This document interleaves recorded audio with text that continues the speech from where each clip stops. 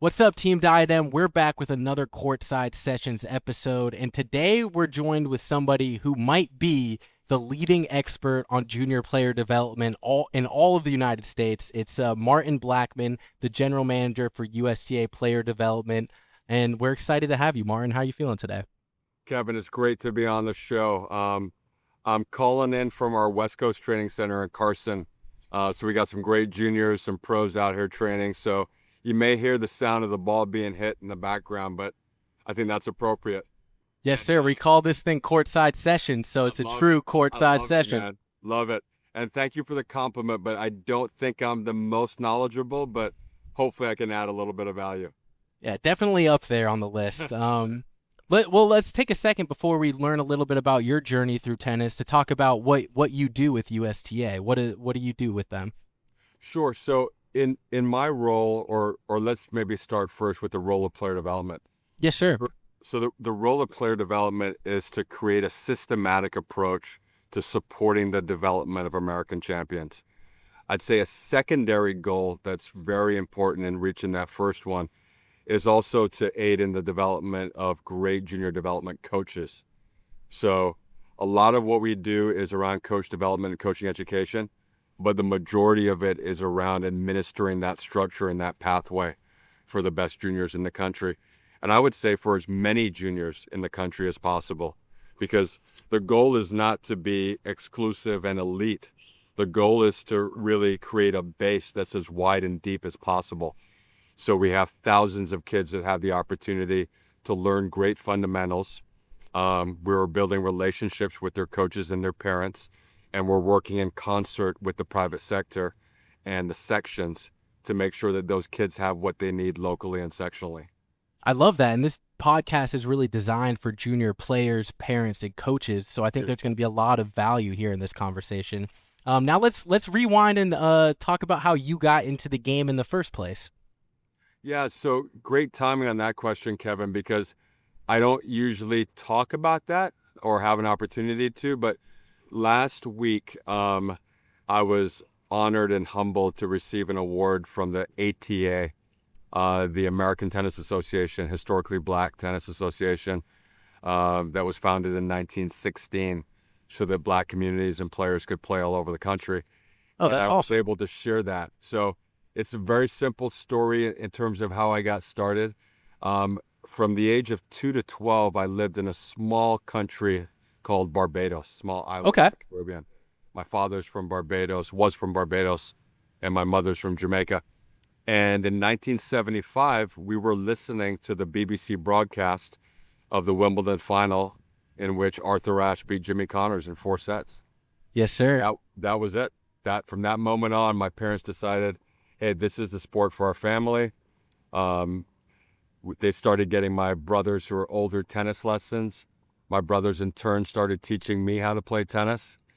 And over the course of time, I had some amazing opportunities that were given to me, opportunities that I couldn't afford, that continued enabled me to continue my journey and really changed the trajectory of my life. Two of them in particular. One of them was at Port Washington Tennis Academy, which Yes, was sir. was really probably the top academy in the country in the 70s and 80s, founded by Harry Hopman. I tried out for the program. The gentleman who ran the program said, "Hey, congratulations, Martin." And my mom, Martin made the program, and he gave my mom the price sheet. And my mom said, "Thank you so much. We had a great time, but we can't afford it." And on the way out, the gentleman came back and said, "I spoke to the owner. We're going to give Martin a scholarship." So, Oh, wow. so that was a major turning point and blessing in my life. And then the other one was Nick Bollettieri giving me a scholarship to go to his academy in the juniors. So those acts of giving back, of generosity, I think we can all think back to them in our life. And thankfully, because of that, I was able to make a career out of it. Yeah, that's fantastic. And when you came to the States to train, did you do that solo or did your family come with you? So in the summers, the summer of 80, 81, and 82, we spent them in uptown New York. Okay. around 112th on Broadway. Anybody from New York knows you go a little bit higher, there's Riverside Park. And because my dad was lecturing in New York. And so because of those summers, I was able to be in New York. And then that first summer, that summer of 1980, that's when my mom took me to the tryouts at Port Washington. Oh, that's awesome. And then when you were at Bollettieri, were you there? Did you overlap with Mark Knowles by any chance? Sure did. Yeah, we're the That's same awesome. age. Yeah, we're the Okay, we had Mark Knowles on the podcast in season 1, so it's really Oh, cool to cool. hear Yeah, hear that. that must have been good. Yeah, I mean, it was Yeah. loaded back then. I mean, Andre was there, Jim was there, Monica Seles, Aaron Crickstein, Jimmy Arias, Carling Bassett. I mean, it was just loaded. Yeah. That's awesome. Can you talk a little bit about maybe what that level of competition did for your game in development? Because Mark had a lot of great things to say about that. Yeah, well, I think look, the first thing is the competition, right? Nick really believed in hyper competitive environments. And at first you may think, "Oh, well that's so much pressure," but it actually went the other way because we competed so much. We became so comfortable with it Hmm. that it wasn't a big deal. Everything we did in drills we competed, in running we competed, in the weight room we competed, and we played tons of sets, tons of challenge matches. So I think that was kind of the beating heart core of what made the academy so special is that competitiveness that and everybody every day you had another opportunity to beat that person and maybe move up to the next group. And I think the second part of it was just the belief of being able to always look up a level. So when I was 14, I could look up and see Aaron Crickstein. When I was 16, I could look up and see Jimmy Arias. Um, and being able to see that level of player, and Nick did a really good job of mixing us in. So you do 2-on-1s with guys that are much better, and you start to believe. You're like, hold on a second, I took a practice set off of that guy. Maybe I'm good enough to be top 100 in the world, or top 50 or top 10. And that was the dynamic that he created there. So very, very special time, great opportunity. So you spoke a little bit about the kind of the competitive nature that Coach Bollettieri like bred into the program. Could you talk a little bit more about anything else that he may have done that was instrumental kind of in the early days of your development there? Well, I think part of that competitive environment, that kind of dynamic that ran through everything we did at the academy, part of it was also creating a meritocracy, right? Okay. So Nick was a big believer in you earn everything.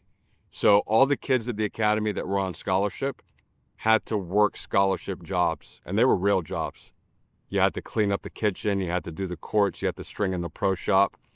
Um, that taught us so much about the fact that opportunities have to be earned, um, and you don't get anything for free.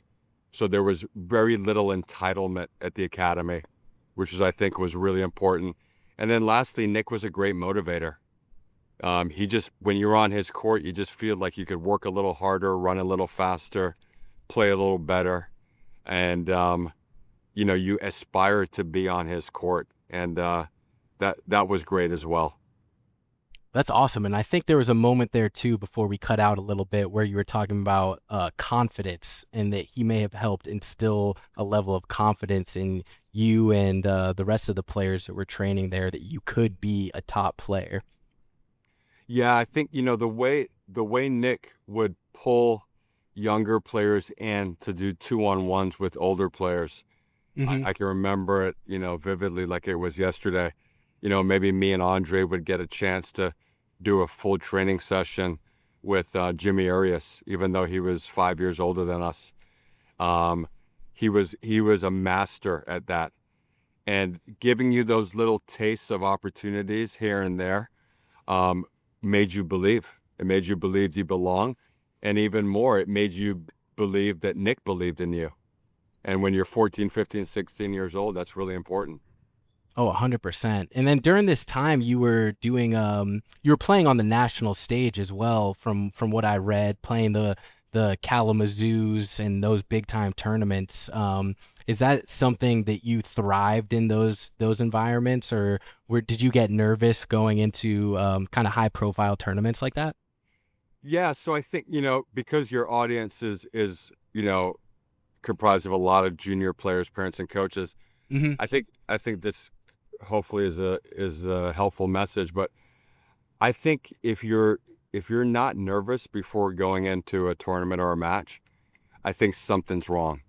I think you want to be a little nervous because it means it matters. There's something on the line. So, but what I would say is that I totally embraced competition. The bigger the stage, the better. And I think that was the mindset from a lot of kids at the academy, because that's all we did. We competed every day.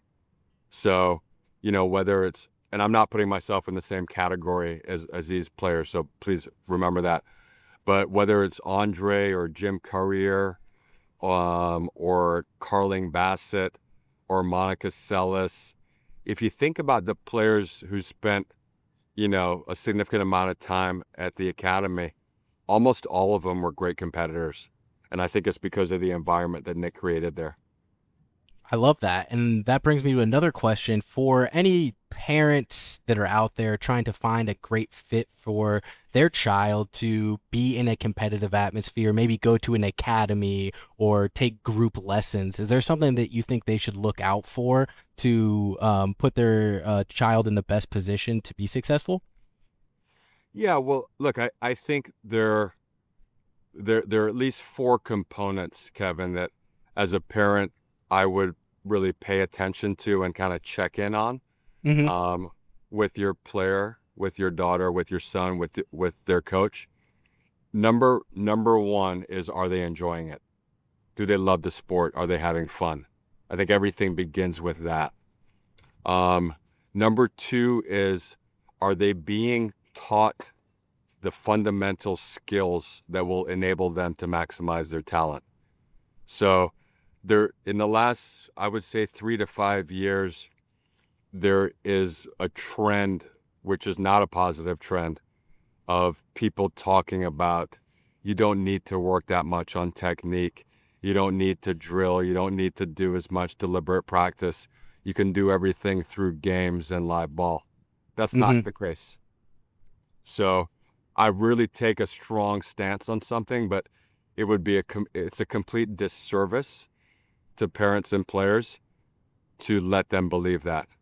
So number two is, you want your player with a coach who can teach them the fundamental skills of the game, and that's technique and footwork, because it's not fair to them if they don't. Number three is, I think it's very important. I think most experts would agree, is keep them in other sports for as long as you can. Okay, I like that. And not necessarily organized, because I mean, it's just so hard these days with all the driving but pick up football, pick up soccer, pick up volleyball, but keep those other sports in there so that athletic development continues to happen. And then I think number four is the competitive part. Make sure they have a win-loss ratio that keeps them feeling good about themselves. And I think ideally for a younger player, that win-loss ratio, you want to keep it as close to 3 to 1 as possible. Okay. So every 4 matches they play, they're winning three, they're losing one. And then as you get older and you're playing at a really high level, a 3 to 2 ratio is good. But you really want your kid feeling, like they're going into matches that they can win. You want them having the experience of having to play on a Saturday and Sunday, playing in semifinals and finals, Hmm. um, and not just always looking for opportunities to play up.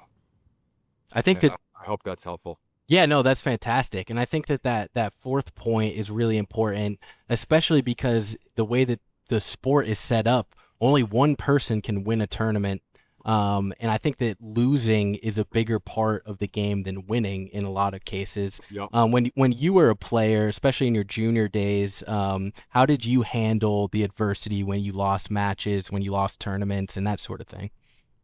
Yeah, I took it really badly. To be honest with you, I Hmm. took it really badly. I wouldn't say I was a sore loser, but I hung on to losses internally for a long time. I really, really hated to lose. I think part of that, I would look back and say a little part of that was good because it motivates you to work on whatever it is that let you down.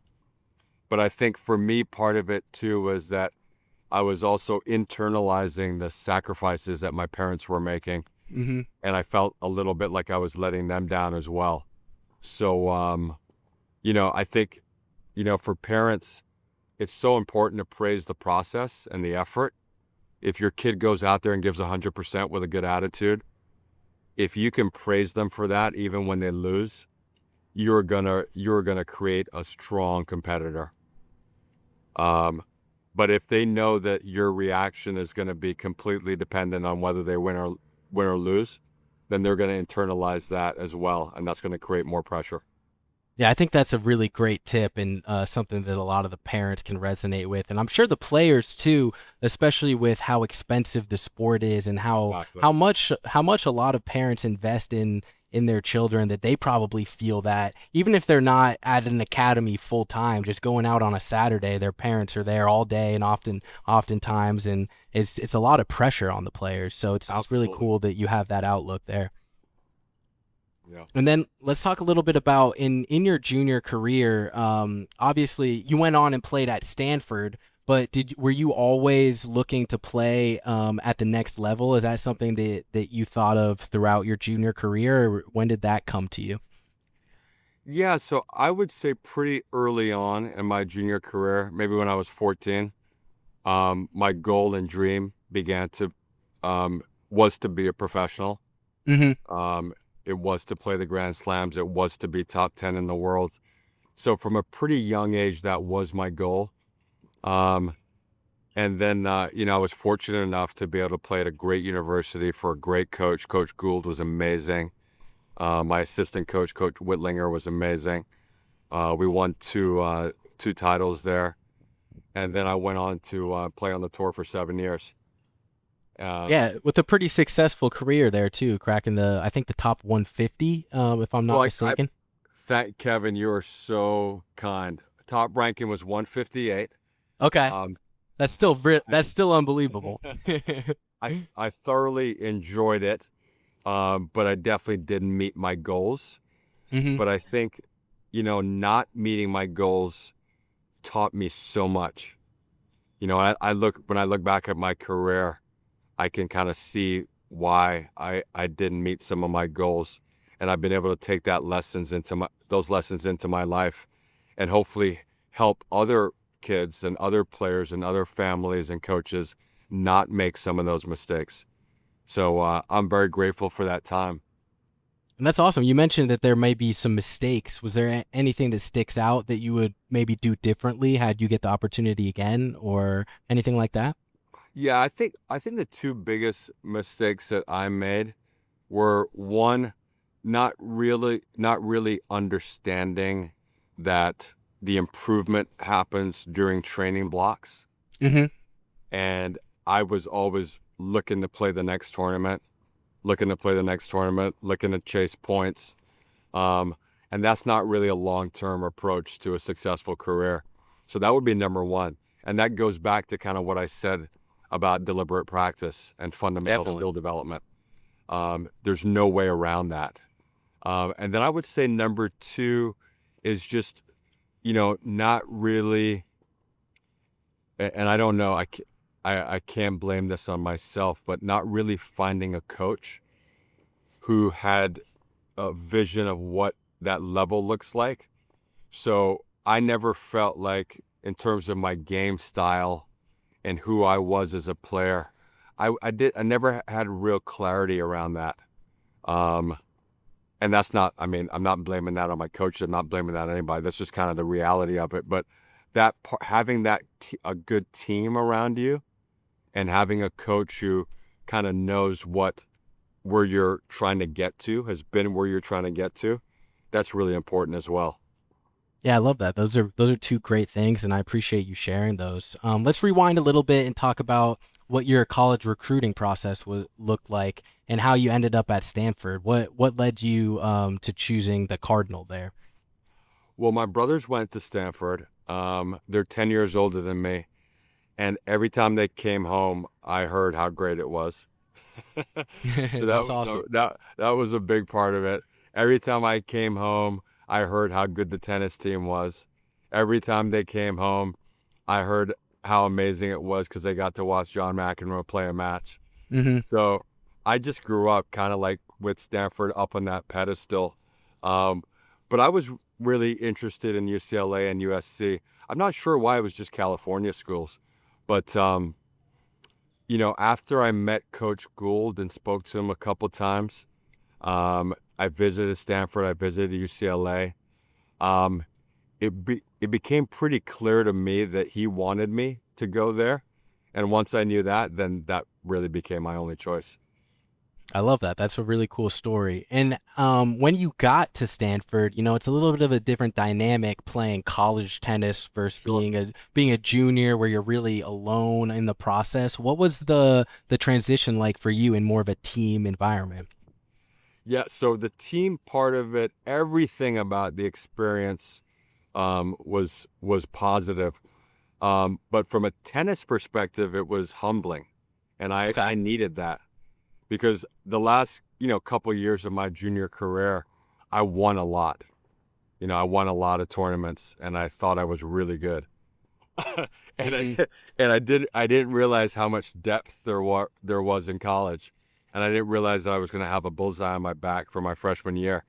So being at the top of the junior game and then coming in and playing number 4 on as a freshman at Stanford and losing some matches. I didn't lose much, but I lost some matches at 4. And I was like, shoot, if I don't get better, I might not even play 3 next year.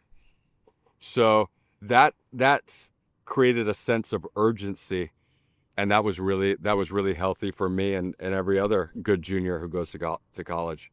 I love that concept of urgency. I think that that's something that is something that people don't really think about too much is training and practicing and in matches that there's an urgency to be better and to win and all that kind of stuff. Is that something that came to you naturally, or was it forced on you in that environment?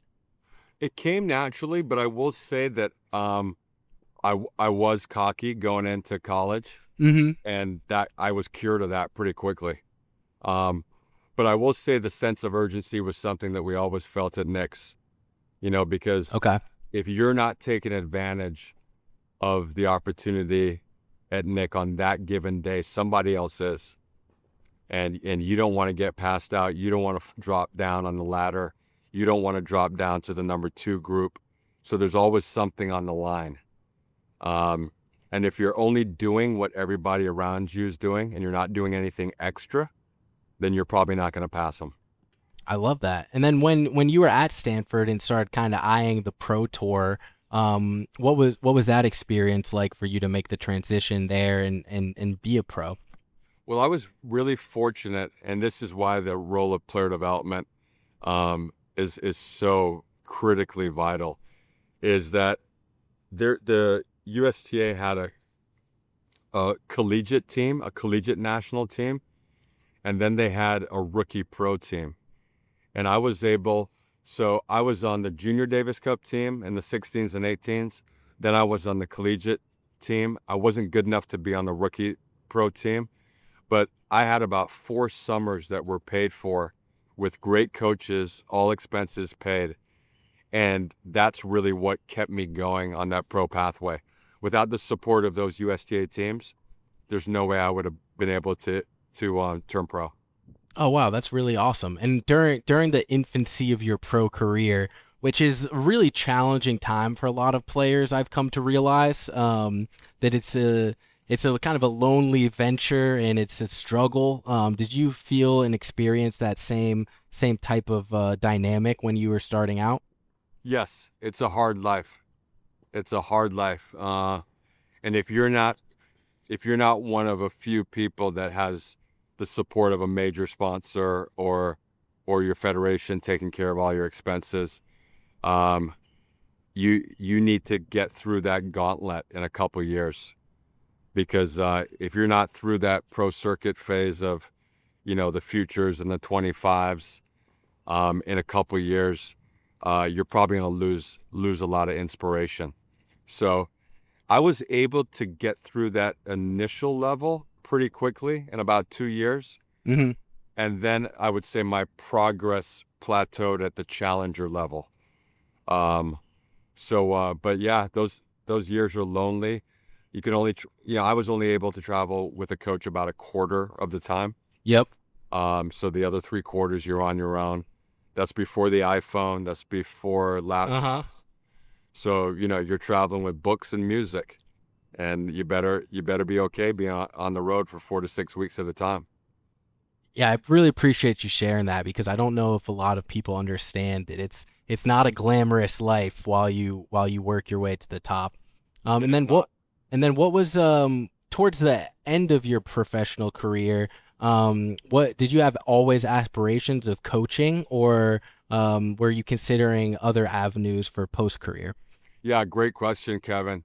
Um, I think like with a lot of professional athletes in any sport, if you don't meet your goals, um, then you have a little bit of a conflicted relationship with the sport. Hmm. And I wanted to get as far away from tennis as I could when I came off the tour. But I also knew that I wanted to pursue my education to a higher level.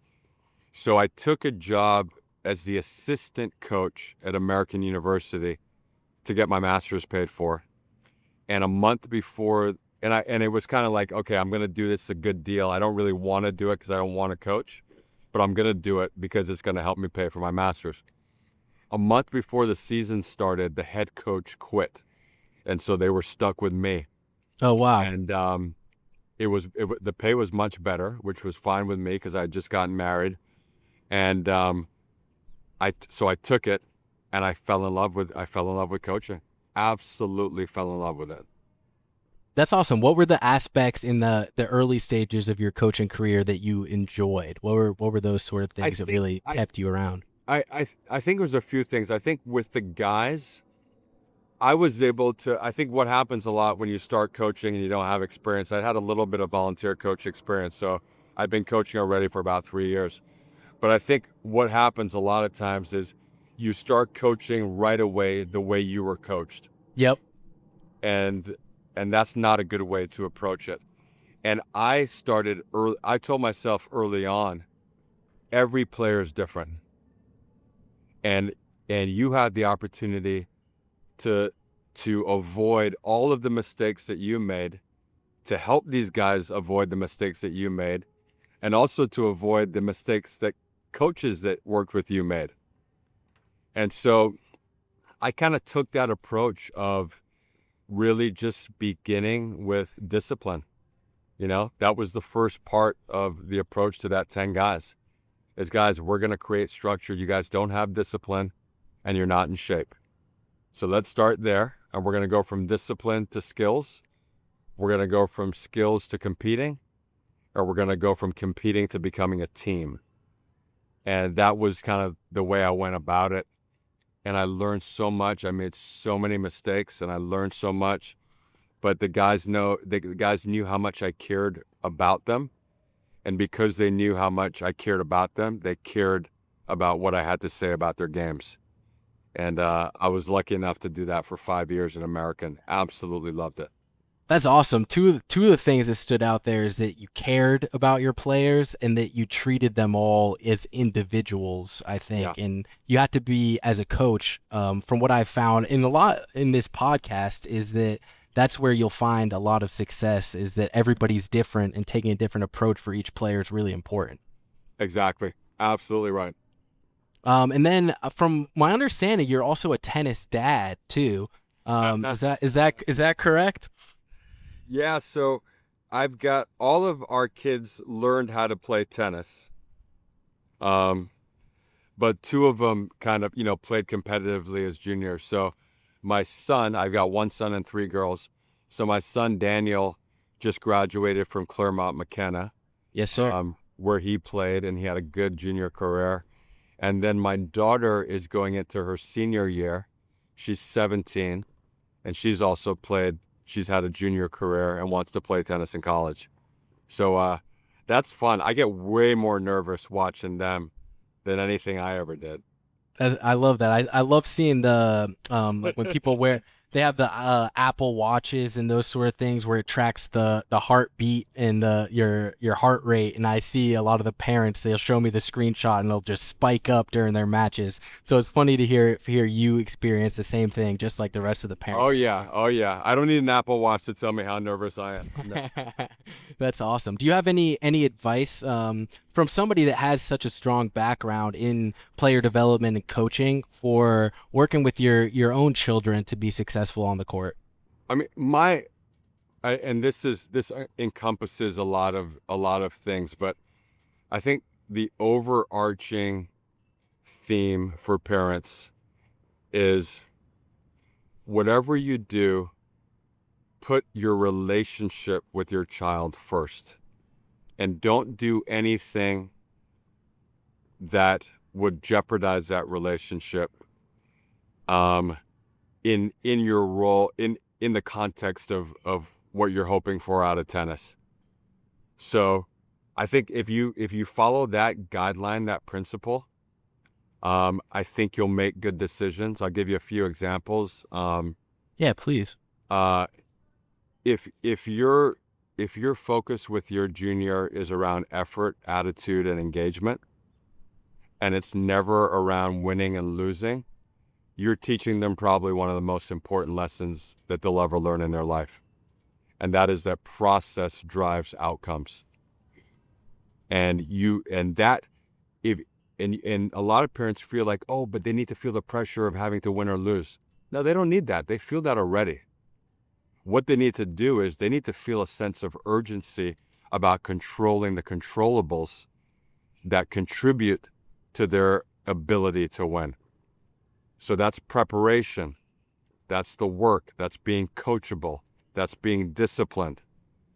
And if that is your message to them and that is your stance and your mindset from the time they pick up a racket, man, tennis is going to be the biggest aid to your parenting that you can imagine, because it teaches all those skills, it teaches all those lessons, but we have to let it teach it, and we have to make sure we're not emphasizing winning and losing. I think that's a great point of advice, and I hope any of the parents that are listening replay that, do a little rewind, and listen to that again, because I think that's really what it's all about as a parent, especially in tennis, is creating that environment where it's not about wins and losses, it's about those intangibles and getting better every day. So I really appreciate Absolutely. that. You got it. Um, and then a couple more things before we wrap it up. We could probably talk all day, but one question that I have is, in your professional career now, how much of what you did as a junior player, in the lessons that you learned, have impacted your success now in the professional world? I'd say all of it. I'd say all of it. And it's a blend. It's a blend of learning from the mistakes that I made and the mistakes that I saw other people make, and then the things that I did well and the things that I saw other people do well. And I'm really fortunate in this role to have had that breadth of experience as a junior player, different parts of the country, different parts of the world, different types of coaches, um, because I can empathize with the parents that I talk to now, Hmm. and just kind of normalize what they're feeling. And I love being able to do that because I've got four kids of my own, and you love your kids so much, you want the best for them, and sometimes you think you're helping them, um, by focusing, oh, you gotta find a way to win this match. You gotta get your UTR up to 8. We just gotta find a way. And you think you're helping them, but you're not. You're really not. And if you want to help them, what you do is you create an environment where they can own all of the inputs, all of the controllables that give them the best possible opportunity to win, while knowing that there are no guarantees. Wow, I really appreciate that. I think that's a really poignant piece of advice. And my last question before we wrap it up is, in your position right now with player development in U.S. tennis, what do you say the outlook looks like for American tennis in the next 5-10 years? What's that looking like so far? Yeah, great question. So this iteration of player development started back in '08. Mm-hmm. When the board saw, the USTA board, USTA leadership saw that we were falling behind the rest of the world. We're in a really bad place, and we're trending to get even worse at that point. We hit some low points where we only had 4 women in the top 100 and 4 men in the top 100. And so in recognition of that and seeing what other countries and federations were doing, they really invested fully in a comprehensive capability of player development to help the entire pathway. From a financial perspective, grants became so important.